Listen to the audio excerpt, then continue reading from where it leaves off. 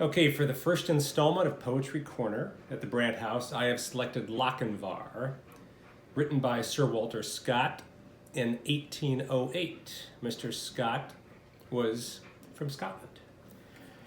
Things to know is Lochinvar is a knight, and he was engaged to Ellen Netherby. Oh, young Lochinvar has come out of the west. Through all the wide border his steed was the best, and save his good broadsword, he weapons had none. He rode all unarmed, and he rode all alone. So faithful in love and so dauntless in war, there was never knight like the young Lochinvar. He stayed not for brake, and he stopped not for stone. He swam the Esk River where ford there was none. But ere he alighted at Netherby gate, the bride had consented, the gallant came late. For a laggard in love and a dastard in war was to wed the fair Ellen of young Lochinvar. So boldly he entered the Netherby hall, among bridesmen and kinsmen and brothers and all. Then spoke the bride's father, his hand on his sword, for the poor craven bridegroom said never a word. O come ye in peace here, or come ye in war, or to dance at her bridal, young Lord Lochinvar?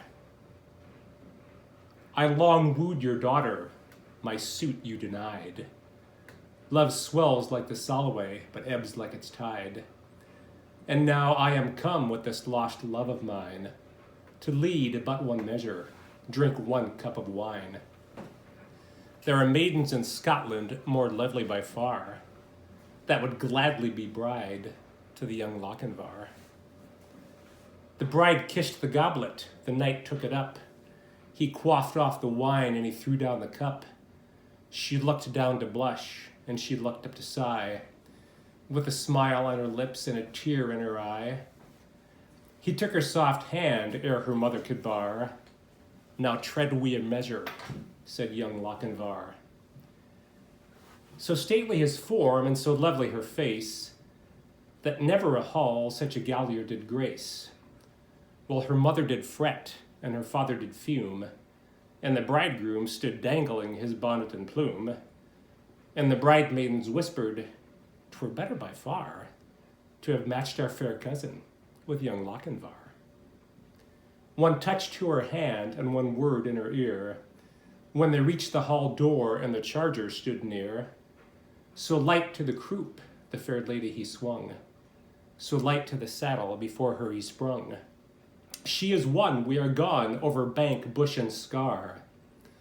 They'll have fleet steeds that follow, quoth young Lochinvar. There was mounting 'mong Grummus of the Netherby clan, Forsters, Fenwicks, and Musgroves. They all rode and they ran.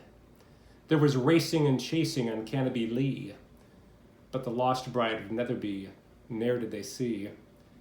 So daring in love and so dauntless in war, have ye ever heard of a gallant like young Lochinvar?